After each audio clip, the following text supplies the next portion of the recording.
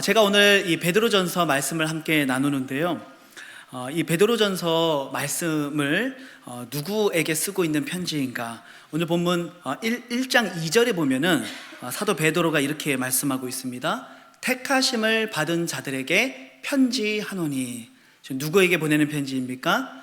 택하심을 받은 자들에게 보내는 편지입니다. 바로 택하심을 입은 자들을 향한 메시지라는 것이죠. 이 베드로전서의 수신자는 여러 지역에 흩어져 있는 그런 나그네들입니다. 그리고 사도 베드로는 바로 이들을 택하심을 받은 자들이라고 칭하고 있다는 것이죠. 그래서 이 편지를 우리는 택하심을 받은 자들을 향한 메시지다, 이렇게 말을 할 수가 있는 것입니다. 여러분, 이 서신이 쓰여진 배경을 우리가 간단하게 생각을 해보면 지금 이 서신이 쓰여졌던 시대적 배경에는요, 로마 황제 네로의 아주 극심한 기독교 핍박이 있었던 때였습니다. 수많은 사람들이 핍박을 당했고 고난을 당하고 사자의 밥이 되고 사지가 찢겨 죽게 되어지는 참 이런 비참한 일들을 겪던 시기에 바로 이 사도 베드로가 이 편지를 쓰고 있다는 것이죠. 그리고 그러한 상황 속에서도 믿음을 지키며 살아가는 영혼들이 있었어요. 그런 사자의 밥이 되면서도 자신의 믿음을 지켰던 사람들이 있었던 것이죠. 그들의 눈물, 정말 그들의 그 한숨 가운데 이 베드로 사도는요, 그들에게 이 편지를 보내고 있는 거예요. 그러면서 여러분들이 어떠한 핍박과 어떠한 환난 가운데 있든지 여러분들은 그리스도인임으로, 여러분들은 하나님이 거룩하게 구별하신 하나님의 백성이므로 여러분 끝까지 믿음의 길을 지키십시오. 여러분 끝까지 승리하십시오. 하나님이 여러분들의 삶을 도우실 것입니다 라고 하는 이 소망의 메시지를 기록한 서신이 바로 이 베드로 전서의 말씀입니다. 그리고 이 소망의 메시지는 2000년 전 그 당시 핍박받던 그리스도인들에게 뿐만 아니라 오늘 살아가는 우리 모두에게 주시는 하나님의 동일한 소망의 메시지가 되기를 소망합니다. 우린 각자 서로 다른 인생들을 살아가고 있지만 각자의 삶에 겪고 있는 수많은 눈물과 아픔 속에서도 내가 어떻게 내 믿음을 지켜낼 수 있는지, 이 아픔을 딛고 나는 어떻게 소망을 바라보며 살아갈 수 있는지, 오늘의 말씀이 여러분들에게 동일한 소망의 메시지가 되기를 우리 주님의 이름으로 축복합니다. 이 베드로전서의 내용을 우리가 전체적으로 생각을 해보면 먼저 1장에 가게 되면 베드로 사도는 거룩한 삶에 대한 이야기로 시작을 합니다. 제가 지난 3월 30일에 주일 오전 예배 설교를 했었는데 그때 베드로전서 1장 15절부터 16절까지의 말씀으로 제가 그때 말씀을 나눴습니다. 그때 설교의 제목이 뭐였냐면 내가 거룩하니 너희도 거룩하라 라고 하는 제목이었어요. 그것이 이제 1장에 나오는 가장 주된 내용입니다. 너희는 거룩한 사람들이다. 그러니 하나님의 거룩한 것처럼 너희도 이 땅 가운데 살아가며 구별되게 살아가라, 그 메시지였죠. 그리고 이제 오늘 본문 2장에 들어오면서 나오는 내용이 뭐냐면, 그렇다면 우리는 왜 거룩하게 살아야 가야 되는가 라는 그 질문 앞에 사도 베드로는 먼저 우리의 정체성에 대한 이야기로 시작을 합니다. 왜 우리가 거룩하게 살아가야 되는가? 우리가 하나님 앞에 바로 이러이러한 정체성을 갖고 있기 때문이라는 것이죠. 그리고 오늘 본문 이후에 나오는 메시지들을 보게 되어지면 이제 그러한 정체성을 가지고 우리가 사회에서, 국가에서, 그리고 가정에서, 그리고 교회에서 우리가 구체적으로 어떻게 살 것인가에 대한 이야기가 나오고요.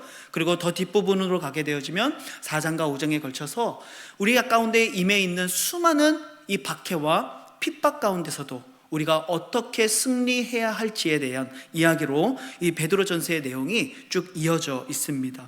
그리고 오늘 저는 이 설교를 통해서 바로 오늘 본문에 나오는 우리의 정체성에 대한 이야기에 좀 더 집중해서 이 말씀을 함께 나누고 싶습니다. 여러분, 우리가 정체성을 가지고 살아가는 건 굉장히 중요합니다. 내가 누구인가?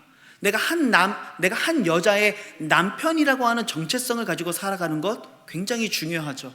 내가 어떤 한 아이의 아빠라고, 아버지라고, 부모라고 하는 정체성을 가지고 살아가는 것 굉장히 중요합니다.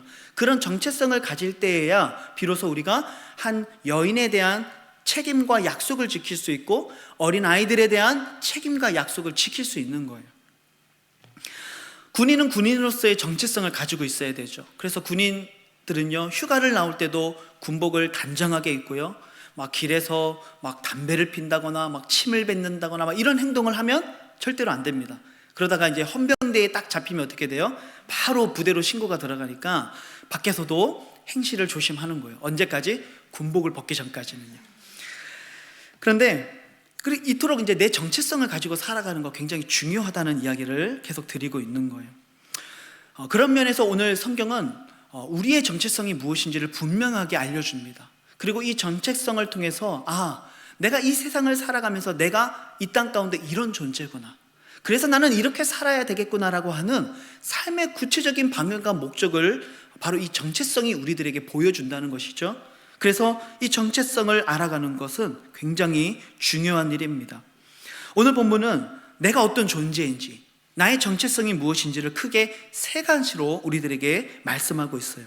먼저 9절 앞부분을 보시면 그러나 너희는 택하신 족속이요, 이렇게 말씀합니다. 우리가 누굽니까? 택하신 족속이라고 성경이 말씀하고 있어요.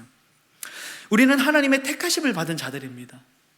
하나님이 우리를 택하셨다는 것, 우리가 택함을 받았다라는 것의 의미가 굉장히 중요한데요, 여러분, 하나님이 우리를 택하셨다는 말이 마치 하나님이 쇼핑을 하시는 것처럼 마트에 가셔서 진열되어 있는 옷들을 쭉 보시고, 이 옷이 멋진데 내가 이 옷을 사야 되겠다, 이게 맛있겠는데 내가 이 식품을 사야 되겠다.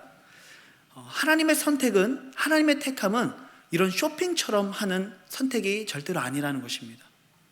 마치 하나님이 수많은 사람들이 이렇게 진열되어 있는 이 사회 속에서 사람들을 보시면서 너는 참 기도를 많이 하는구나, 그래 내가 너를 택해 줄게. 너는 참 똑똑하구나, 그래 내가 너를 택해 줄게. 야, 너는 교회에서 참 봉사를 많이 하는구나, 그래 내가 너를 택해 줄게. 여러분, 하나님의 택하심은 이런 택함이 아니라는 것입니다.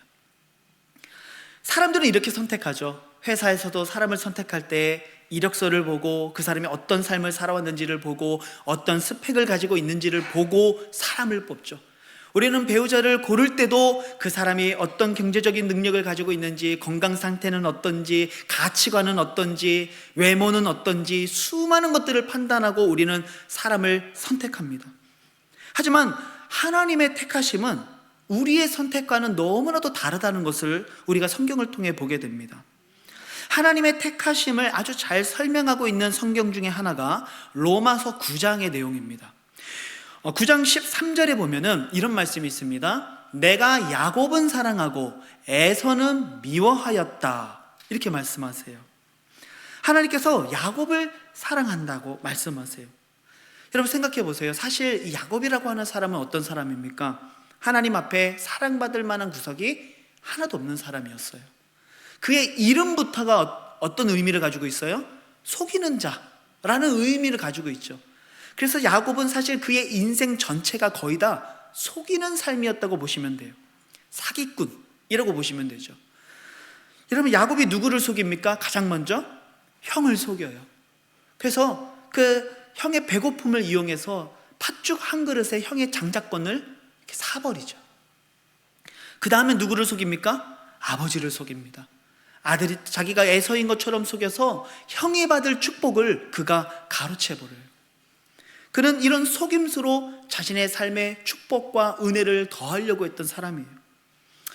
그랬던 야곱이 이제 그 화가 나 있는 형을 피해서 저 멀리 외삼촌 라반의 집으로 도망가죠. 근데 거기 가서요, 평생을 속여왔던 야곱이 이제는 삼촌한테 속아가지고요 14년 동안이나 생고생을 합니다. 무엇 때문에? 두 아내를 얻기 위해서 한 명당 7년씩 14년을 고생을 했어요. 그리고 14년 동안 이 야곱은 뭘 했을까요? 속이는 삶이 이렇게 나쁜 거구나 깨달았을까요? 아니에요. 그는 14년 동안 이를 갈았습니다. 그리고 14년이 지난 후에 이제는 삼촌과 계약을 맺고 삼촌의 양들을 치기 시작하죠. 그러면서 이 야곱은 어떻게 합니까? 교묘한 수법을 통해서 삼촌의 양들은 점점 줄어가도록, 그리고 자신의 양은 점점 많아지도록, 그렇게 삼촌을 속여서 자신의 재산을 부풀렸던 사람이 바로 야곱이었어요. 그리고 야곱은 사실 하나님 앞에서 사랑받을 만한 자격이 없는 사람이라는 것이죠. 그런데 성경은 내가 야곱을 사랑한다라고 말씀하고 있는 거예요. 잘 이해가 되지 않죠. 하나님께서 야곱을 사랑하셔서요, 야곱의 이름을 이스라엘이라고 부르세요. 그리고 그에게서 12지파 이스라엘 민족이 나오게 하셨고요, 그를 통해 이스라엘이라고 하는 정말 위대하고 큰 민족, 하나님의 백성, 그 민족을 이루게 하시죠. 그리고 그의 민족을 통해, 그의 후손들을 통해 하나님께서는 이 땅에 메시아 예수 그리스도를 오게 하셨죠. 여러분, 하나님께서 왜 이토록 야곱을 사랑하신 것입니까? 왜 야곱을 이토록 위대하게 사랑하십니까? 그에게는 아무런 사랑할 만한 조건도 없고, 그에게는 예뻐 보이는 구석도 하나도 없는데 도대체 왜 성경은 하나님이 야곱을 사랑한다고 말씀하고 있을까요? 여러분, 그 이유는 너무나도 심플합니다. 로마서 9장 13절 다시 한번 보시면 그냥 하나님의 선포예요. 내가 야곱은 사랑하고 에서는 미워하기로 결정했다는 거예요. 그게 내 뜻이라는 거예요. 다른 이유가 없어요. 내가 그렇게 택했다는 것이죠. 야곱의 어떠함 때문이 아니라 하나님의 선하신 뜻을 따라 하나님은 지금 야곱을 내가 사랑하기로 결정했다는 것입니다. 하나님이 야곱을 택하신 거예요. 야곱은 하나님께 택함을 받은 것이죠. 하나님께서 에서가 아니라 야곱을 사랑하시기로 결정했기 때문에 하나님이 야곱을 사랑하시는 거예요. 야곱의 어떠함 때문이 아닙니다. 야곱이 뭔가 잘난 짓을 했기 때문이 아닙니다. 그저 하나님이 그렇게 결정하셨다는 것이죠. 이것이 하나님의 택함의 이유입니다. 여러분, 우리는 종종 사람들에게 그런 이야기를 할 때가 있어요. 너 하는 거 봐서 해줄게. 이런 그런 얘기 종종 하시죠. 저는 이 설교를 준비하면서 생각해 보니까 이 말을 누구한테 제일 많이 하나 생각해 보니까 제 아들한테 이 얘기를 제일 많이 하더라고요. 너 여기 이거 이번 주 안에 이거 다 잘 해놓으면 너 게임하게 해줄게. 이런 거 있잖아요. 너 이렇게 하면 너 해줄게. 밥 먹으면 젤리 줄게. 우리는 늘 뭐 하면 뭐 해줄게 라는 이야기를 되게 많이 하더라고요. 제가 그렇습니다.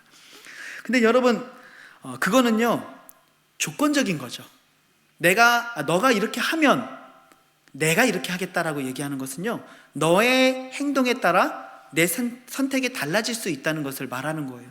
그래서 조건적이죠. 그런데 하나님은요, 야곱과 에서가 태어나서 그들이 어떻게 생겼는지, 그들이 어떻게 행동하는지, 그들의 성격이 어떤지, 그들의 지능이 어떤지, 그리고 그들이 어떻게 하나님을 섬기는지 보고, 그래, 난 야곱을 사랑하겠어라고 결정하신 게 아니라는 거예요. 하나님께서는 야곱이 이 땅에 태어나기도 전부터 야곱을 사랑하시기로 이미 결정하신 거예요. 그래서 로마서 9장 12절에 이런 말씀이 있죠. 리브가에게 이르시되 큰 자가 어린 자를 섬기리라. 여러분, 하나님께서 리브가에게 하신 말씀이에요. 근데 이 말씀하시는 시점이 언제입니까? 야곱과 에서가 아직 어디에 있어요?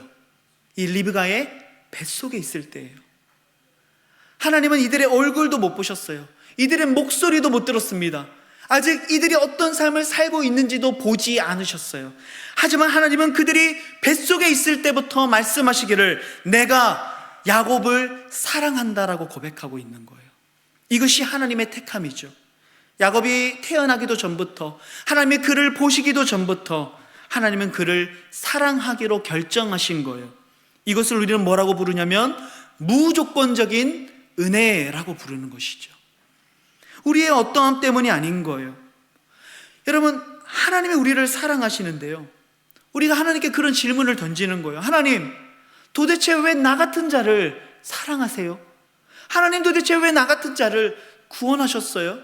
라고 물어보는데 하나님은 그냥 그렇게 말씀하시는 거예요. 이유가 없어. 그냥 내가 너를 사랑하기로 선택했거든. 나는 그냥 너를 사랑하기로 결정했어. 여러분, 하나님이 그렇게 결정하신 거예요.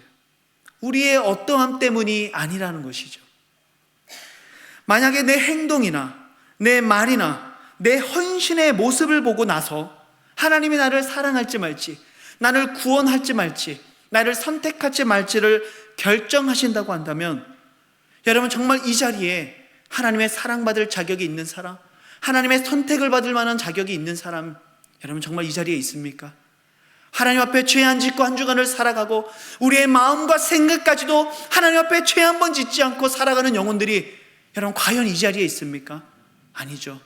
그렇다면 우리는요, 하나님의 선택받을 자격, 사랑받을 자격 없는 사람들인 거예요.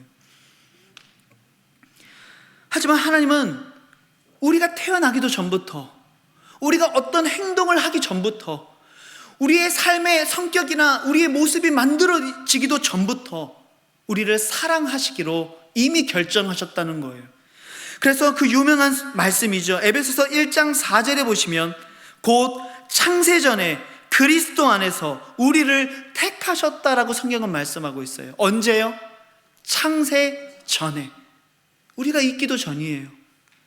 우리가 어떤 행동을 하기도 전이라는 것이죠.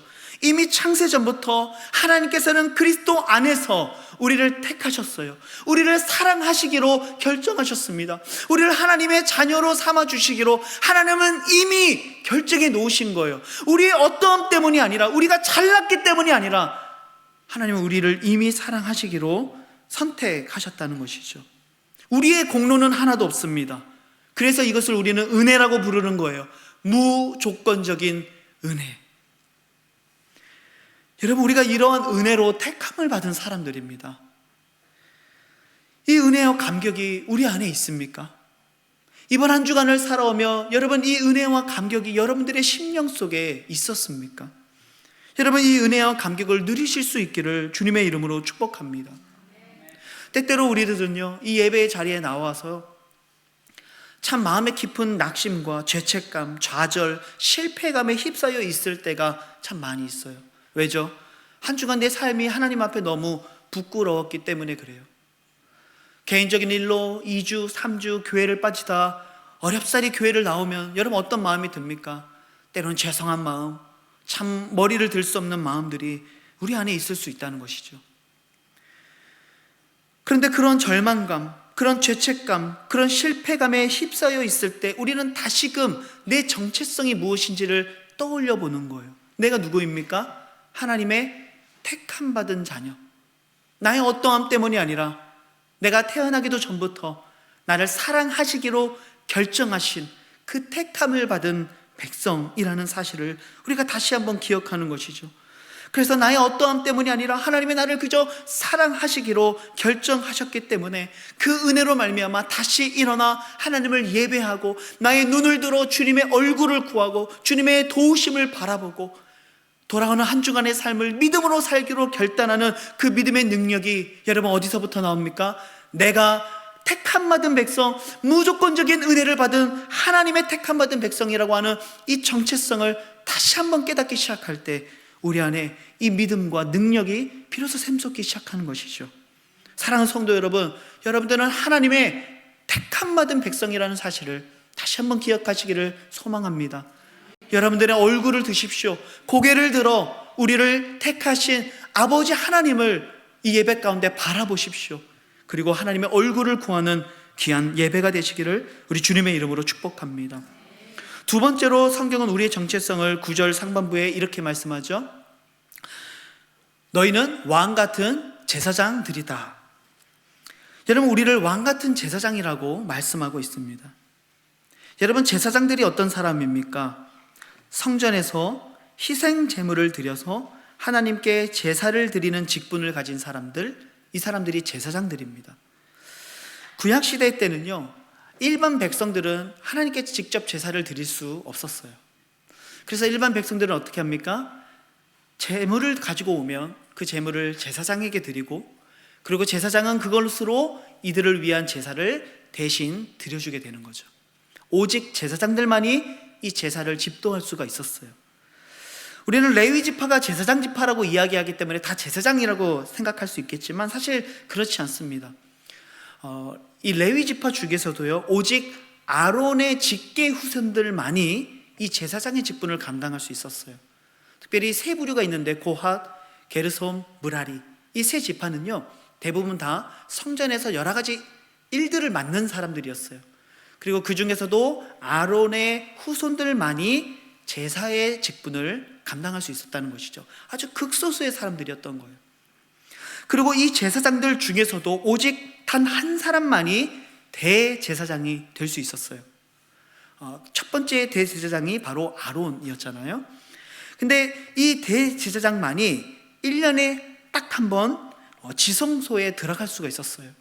그리고 이 지성소에 들어가서 거룩하신 그 하나님의 임재 앞에 서서 백성들을 위한 제사를 드릴 수 있었던 사람이 바로 유일하게 바로 이 대제사장이었다는 것이죠. 그런데 성경은요, 우리가 이제 왕 같은 제사장이 되었다라고 말씀합니다. 이것이 의미하는 바가 있는 거예요. 그것이 무엇이냐면 이제 우리 모두가 제사장으로서 마음껏 하나님 앞에 나아갈 수 있다는 것을 의미하고 있는 거예요. 구약시대 때는요, 제사장 아니고서는 결코 하나님 앞에 이 제사를 인도할 수 없다고 했잖아요. 그런데 이제는요, 우리 모두가 제사장이 되어서 언제든지 하나님 앞에 나아가 감사의 제사로 예배할 수 있는 자들이 되었다는 것이죠. 구약에서는 아까 제사장, 특별히 대제사장만이 1년에 한 번 지성소에 들어갈 수 있다고 얘기했잖아요.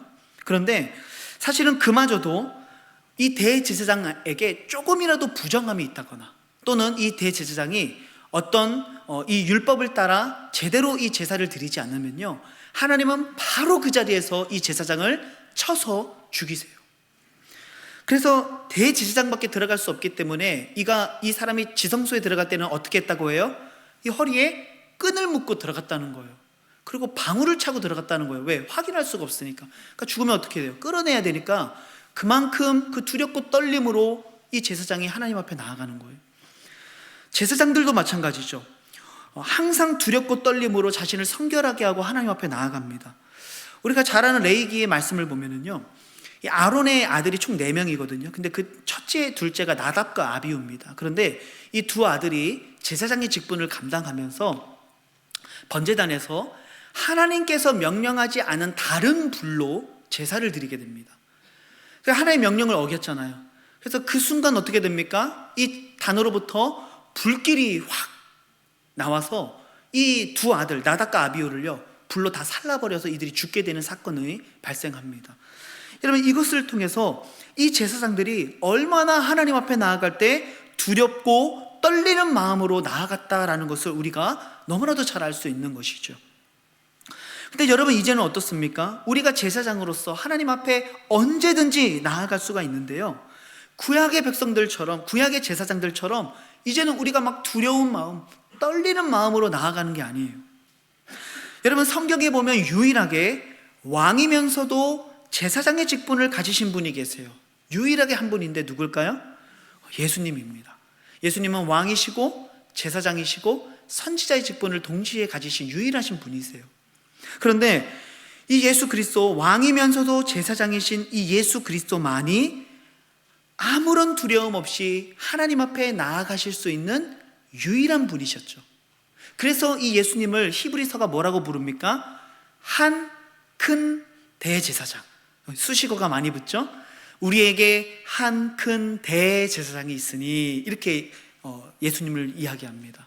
그러니까 예수님은 오직 유일하시고 가장 위대하신 우리의 대제사장이 되신다라는 것을 말씀하고 있는 거예요. 그런데 이제는 우리가 어떠한 사람들이다? 왕 같은 제사장이다. 예수님과 같은 제사장으로, 예수님과 같은 권위와 존귀함을 가진 제사장들로 하나님이 우리를 부르셨다는 거예요. 그래서 이제는 우리가 구약의 제사장들과 같이 두렵고 떨림으로 하나님 앞에 나아가는 게 아니에요. 이제는 우리도 예수 그리스도처럼 하나님 앞에 언제든지 나아가서 하나님과 친밀한 교제를 나눌 수 있다는 것이죠. 왜요? 예수님이 우리를 위해 대신 십자가에 달려 죽으셨어요. 여러분, 그 순간 성소와 지성소를 막고 있던 그 커튼이 어떻게 됩니까? 휘장이 찢어졌죠. 그래서 이제는요, 예수 그리스도의 이름으로 나아가면요, 언제든지 어느 누구나 그 지성소 안에 임재하셨던 하나님의 임재 속으로 담대하게 믿음으로 나아갈 수 있다는 거예요. 여러분, 그 직분을 우리에게 주신 거예요. 왕 같은 제사장이기 때문에 우리는 언제든지 하나님 앞에 나아갈 수 있다는 거죠. 그래서 히브리서 4장 16절에 이렇게 말씀해요. 그러므로 우리는 긍휼하심을 받고 때를 따라 돕는 은혜를 얻기 위하여 은혜의 보좌 앞에 담대히 나아갈 것이다. 그 은혜의 보좌, 하나님이 임재하고 계시는 그 거룩한 보좌 앞에 구약시대 때는 감히 얼굴을 들 수도 없었고 하나님을 볼 수도 없어서 대제사장조차도 지성소에 들어갈 때는요, 연기로 그 안을 가득 채웠단 말이에요. 왜? 하나님의 얼굴을 볼 수 없기 때문에, 감히 그 얼굴을 볼 수 없기 때문에. 하지만 이제는 우리가 그 은혜의 보좌 앞에 나아가는데 어떻게 나아갑니까? 담대히 나아가는 거예요. 우리에게 어떤 더러움이 있을 수 있습니다. 우리의 연약함이 있을 수 있어요. 한 주간을 살아가면서 우리 안에 어떤 남아있는 죄들의 문제들이 있을 수 있습니다. 구약시대 같았으면, 우리가 하나님 앞에 그대로 나아갔다면 그 자리에서 죽음을 당했겠죠. 하지만 이제는 왕같은 제사장들로서 하나님 앞에 담대하게 나아갈 수 있다는 거예요. 우리가 아무리 더러워도, 우리가 아무리 연약해도, 우리가 아무리 부족했어도 믿음으로 담대하게 그 앞에 나아갈 수 있다는 것을 하나님 우리들에게 말씀하죠. 그래서 이 히브리서 15장 이 4장 15절 앞에 말씀에 그런 말씀이 나오는 거예요. 하나님이 우리의 연약함을 동정하지 못하실 이가 아니요, 그는 우리와 모든 일에 똑같이 시험을 받으신 이로되 죄는 없으시니라. 그분이 우리의 연약함을 동정해 주세요. 우리를 감싸 주세요. 그래서 그 앞에 나아가면요, 너 왜 이렇게 더러운 것을 묻히고 왔니? 너 왜 이렇게 무거운 짐들을 가지고 왔니? 라고 말씀하시는 게 아니에요. 도리어 잘 왔다, 잘 왔다, 밥은 먹었냐? 마치 이 고향집에 돌아가면 어머니가 잘 왔다고, 밥은 잘 챙겨 먹고 있냐고 말씀하시는 것처럼 하나님 우리들에게 말씀하시는 거죠. 수고하고 무거운 짐진 자들아 다 내게로 와라. 내가 너희를 쉬게 하리라. 그 무거운 짐을 들고 그냥 가는 거예요. 그거 들고 그냥 가서 집 앞에다가 그냥 다 내려놓고 하나님 앞에 가면은 잘 왔다, 내 아들아, 내 딸아, 너 밥은 먹었니? 일로 와라. 우리를 안아주시고 따뜻한 용서로, 사랑으로 우리를 그저 감싸주시는 것이죠. 왜요? 우리가 왕 같은 제사장들이기 때문에 그렇습니다. 여러분, 오늘 우리들이 이 왕 같은 제사장들이라는 정체성을 여러분 꼭 기억하시기를 바랍니다. 여러분들의 한 주간의 삶이 저는 어떠했는지, 서로가 어떠한 삶을 살아왔는지 아무도 몰라요. 하나님은 다 아시죠. 하지만 하나님은 우리를 정죄하지 않으세요. 그저 잘 왔다고 안아주시는 하나님이시라는 것 사실이죠. 그 따뜻한 용서의 은혜를 누리는 복된 예배가 되시기를 우리 주님의 이름으로 축복합니다. 여러분, 그리고 동시에 우리가 제사장이기 때문에 감당해야 될 사명도 있습니다. 여러분, 예수님이 제사장으로서 이 땅에서 하신 일들이 있어요. 첫 번째는 뭐냐면요, 예수님은 중보의 사역을 감당하셨습니다. 제사장은 백성들이 하나님 앞에 예배할 수 있도록 그 중간에 서서 중보의 사역을 감당했던 사람들이죠. 근데 완전하신 제사장 예수님도요, 이 중보자로서 사역을 감당하세요. 그래서 이 세상과 하나님을 잇는 그 다리와 같은, 모퉁이 돌과 같은 역할을 감당하시는 분이 바로 예수님이시죠. 이게 제사장으로서의 중보 사역입니다. 그리고 두 번째로 예수님이 하신 또 사역은 뭐냐면요, 제사를 드리는 사역이에요. 왜? 제사장이기 때문에 당연히 제사를 드려야죠. 근데 예수님은 구약시대의 제사장들처럼 양이나 소로 제사를 드린 게 아니라 무엇으로 제사를 드리십니까? 자기의 몸으로 예수님 제사를 드리셨어요. 이것이 두 가지 키워드입니다. 첫째는 중보 사역이고, 두 번째는 이 제물을 드리는 예배 사역이죠. 여러분, 우리가 이 제사장들로서 바로 그러한 사역들을 감당해야 돼요. 중보 사역은 무엇입니까? 하나님과 세상을 연결하는 이 중보자로서의 사역을 감당하는 거예요. 물론 유일한 중보자는 예수님이시죠. 하지만 예수님이 우리에게 모든 권한을 주셨기에 우리도 중보의 사역을 감당하는 거예요. 이 세상과 하나님을 연결할 수 있는 그런 중보자로서의 사역. 이 마가복음 10장 45절에 이런 말씀이 있습니다. 인자가 온 것은 섬김을 받으려 함이 아니라 도리어 섬기려 하고 자기 목숨을 많은 사람의 대속물로 주려 함이다. 예수님이 이 땅에 왜 오셨다고요? 중보자로서 세상을 섬기기 위해 오신 거예요.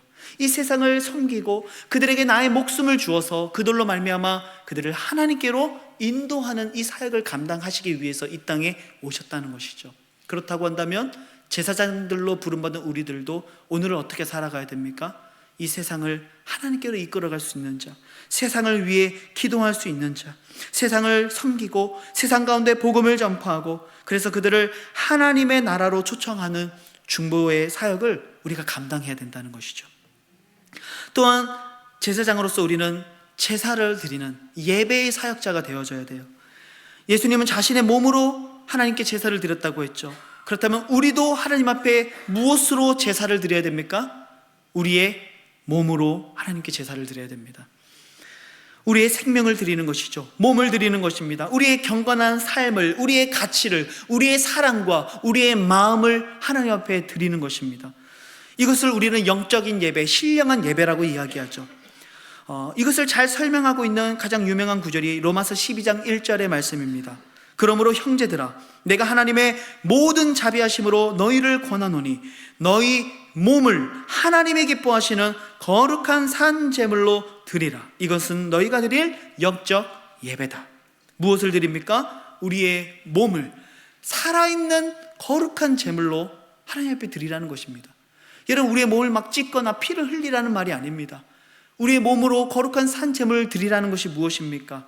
그것을 잘 설명하고 있는 구절이 12장 2절 말씀입니다. 이 말씀 우리 같이 한번 읽어볼까요? 다 같이. 너희는 이 세대를 본받지 말고 오직 마음을 새롭게 함으로 변화를 받아 하나님의 선하시고 기뻐하시고 온전하신 뜻이 무엇인지 분별하도록 하라. 여러분, 이것이 우리의 몸을 살아있는 제물로 드리는 영적 예배입니다. 이 세대를 본받지 않는 거예요. 세상의 가치와 문화를 따라가지 않는 것입니다. 하나님의 뜻을 분별하며 순종하는 삶으로 하나님을 예배하는 것이죠. 나의 삶을 통해 하나님께로 많은 사람들을 이끌어가며 우리가 어떻게 예배하며 살아가는지, 우리가 따르고 있는 분명한 가치가 무엇인지를 우리의 삶으로 드러낼 때 여러분, 하나님이 그 삶을 예배로 받으신다는 것이죠. 여러분, 바로 우리가 이러한 제사장들입니다. 세상을 하나님께로 이끌어갈 수 있는 제사장, 그리고 우리의 몸을 들여 하나님을 예배하는 제사장. 여러분, 우리가 이 왕 같은 제사장이라고 하는 정체성을 잊지 않기를 우리 주님의 이름으로 축복합니다. 그래서 여러분, 우리가 기쁠 때나 슬플 때나 담대하게 그 은혜의 보좌 앞에 나아가십시오. 여러분, 고개를 숙이지 마시고 우리의 고개를 들어서 우리를 향하여 언제나 용서의 은혜를 베풀어 주시는 하나님의 얼굴을 구하십시오. 우리는 언제든지 그 앞에 나아갈 수 있는 왕 같은 제사장들이기 때문에 그렇습니다. 여러분, 마지막 세 번째는요, 하나님께서 우리를 거룩한 나라로 삼으셨다고 말씀합니다. 그래서 9절 중반부에 보시면 너희는 거룩한 나라요 그의 소유가 된 백성이니 이렇게 말씀하죠. 우리는 거룩한 나라 그리고 소유된 백성입니다. 여러분, 거룩하다는 말의 의미를 제가 지난 주일 설교 때 말씀을 드렸어요. 거룩이 무엇입니까? 구별되는 것입니다. 분리되는 것입니다. 쉽게 얘기하면 이런 것이죠. 이 땅에 많은 사람들이 있습니다. 근데 그 많은 사람들 중에 하나님이 우리를 딱 들어서 이쪽으로 구별시키는 거예요. 분리시키는 것이죠. 너는 이 사람들하고 달라. 너는 내 아들이야. 너는 내 딸이야. 너는 내 사랑하는 신부야. 너는 내 백성이야. 구별하시는 거예요. 제가 몇 번 그런 예화를 말씀드린 적이 있지만, 주 오신 밤에 또는 이제 우리 8월에 또 우리 교회 창립 예배 감사 찬양 축제 이런 거 할 때 우리 여기 막 드림랜드 아이들이 나와서 춤추고 율동하고 하잖아요. 그때 막 여기 20명 30명 막 수많은 아이들이 나와 있어요. 근데도요, 내 눈에는 딱 한 명만 보이는 거예요. 누구요? 내 아들 내 딸만 보이는 거예요. 나머지는 잘 안 보여요. 거기만 보여요. 또 나와서 막 동영상 찍어요. 부모님들이 보면은요, 어떻게 찍어요? 네, 클로즈업해서 내 자녀만 찍어요. 네. 다른 사람은 필요 없습니다. 얼굴이 잘려도 괜찮아요. 내 아들 내 딸만 잘 나오면 되는 거예요. 왜요? 이 많은 아이들이 있지만 다 사랑스럽지만 그래도 그 가운데 구별된 사람이 있는 거예요. 내 자녀. 여러분, 거룩한 나라가 되었다는 것은 바로 그 의미예요. 우리가 하나님께 거룩하게 자녀로, 하나님의 소유로 완전히 구별되었다는 것이죠. 여러분, 이렇게 우리가 구별되었다라는 것에는요, 아주 중요한 두 가지의 개념이 존재합니다. 잘 들어보세요. 하나는 획득이고 다른 하나는 보존하는 것입니다. 자, 무슨 말이냐면, 하나님이 이 많은 것들 중에 당신의 소유로 이렇게 구별하셨어요. 이것이 무엇입니까? 하나님이 우리를 획득하셨다는 거예요. 우리를 얻으신 거예요. 그래서 우리가 하나님의 것이 된 거죠. 하나님의 소유가 된 거예요. 그리고 이제는 우리가 하나님의 소유가 되었기 때문에 하나님께서 우리의 삶을 어떻게 하십니까? 돌보시고 책임지세요. 이것을 우리는 보존이라고 부르는 거예요. 하나님의 획득과 보존이 있죠. 그래서 여러분, 창조 세계를 보세요. 하나님이 이 창조 세계를 만드셨어요. 그리고 그것이 하나님께 속했어요. 하나님이 그것을 획득하신 거죠. 그렇기 때문에 하나님은 이 창조 세계를 어떻게 하세요? 보존하세요. 그래서 이 우주가요, 수많은 별들과 수많은 행성이 있지만 이 태양계에 어떠한 별들도 어떠한 행성들도 부딪히지 않고 이 지구가 시와 날과 해와 계절들을 이루면서 정말 한치의 오차도 없이 이 지구가 돌아가고 있어요. 이유가 뭡니까? 하나님이 그것을 보존하고 계시기 때문이라는 거예요. 마찬가지죠. 하나님이 우리를 당신의 소유로 구별하셨어요. 우리를 당신의 것으로 획득하셨어요. 그렇기 때문에 우리가 하나님의 소유가 됐다는 것은 또한 무엇을 의미합니까? 하나님이 우리를 돌보신다는 것을 의미하는 거예요. 우리를 지키시겠다는 거예요. 그래서 사도 베드로는 뒷부분 5장 7절에 가면 이렇게 이야기합니다. 너희 염려를 다 주께 맡겨라. 이는 그가 너희를 돌보심이라. 하나님이 우리를 케어하시는 거예요. 우리를 돌보시는 것이죠.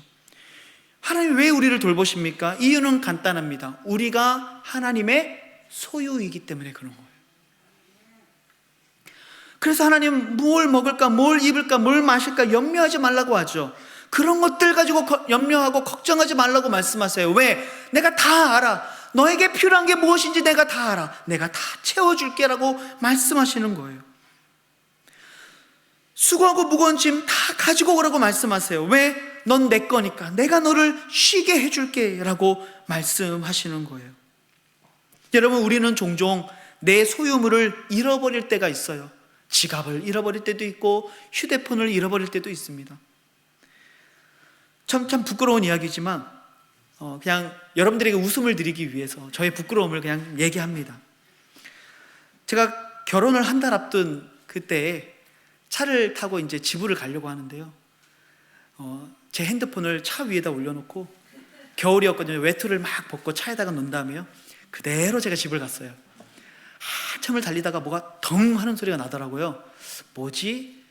나중에 보니까요, 핸드폰이 없는 거예요. 교회 가서 막 찾아보고 했는데요, 그 순간 그 텅 소리가 제 머리를 때렸어요. 천장에 있던 그 핸드폰이 떨어지던 소리였구나. 그렇게 갔습니다, 제 핸드폰이. 그렇게 정신이 없었던 것 같아요. 근데 여러분, 우리는 참 그렇게 정신이 없어서 내 소유를 잃어버릴 때가 있어요. 때로는요, 내가 능력이 부족해서 내 소유를 뺏길 때도 있어요. 그런데 하나님은 어떤 분이십니까? 위대하신 분이세요. 능력의 하나님이세요. 그래서 하나님의 소유된 백성들, 하나님의 소유물은요, 절대로 잃어버리는 일이 없고, 하나님은 절대로 누구에게도 그것을 빼앗기지 않는 능력의 하나님이시죠. 근데 우리가 하나님의 소유인 거예요. 그래서 우리를 하나님은 절대로 잃어버리지도 않고 절대로 빼앗기지도 않는다라고 말씀하세요. 그래서 우리가 잘 아는 내용 말씀이죠. 로마서 8장 38절 39절 우리 같이 한번 읽어볼까요? 다 함께. 내가 확신하노니 사망이나 생명이나 천사들이나 권세자들이나 현재일이나 장래일이나 능력이나 높음이나 깊음이나 다른 어떤 피조물이라도 우리를 우리 주 그리스도 예수 안에 있는 하나님의 사랑에서 끊을 수 없으리라. 아멘. 이 세상 그 어떤 것도, 심지어 죽음조차도 우리를 하나님의 손에서 빼앗을 자가 없으며, 어느 누구도 하나님 안에 있는 그 우리를 향한 사랑을 끊어낼 수 없다라고 성경은 말씀하고 있는 거예요. 이유가 무엇입니까? 내가 하나님의 소유이기 때문이라는 거예요.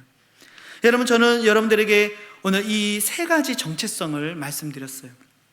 첫째, 우리는 창세전부터 하나님의 택하심을 받은 자들입니다.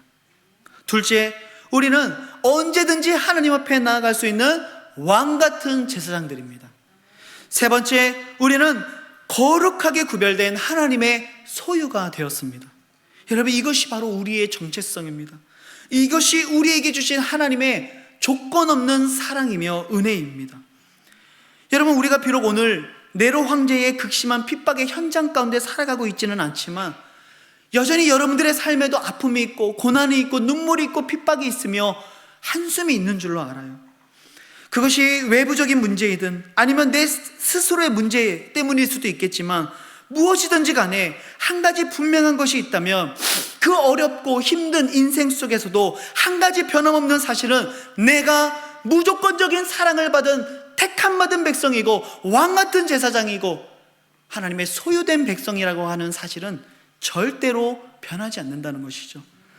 여러분, 우리가 이 정체성을 깊이 묵상하면서 내가 도대체 어떤 사랑을 받은 자인가, 내가 어떤 은혜를 받은 자인가, 내가 어떠한 위로를 받은 자인가를 기억하며 다시금 위로와 감사를 회복할 수 있다는 것이죠.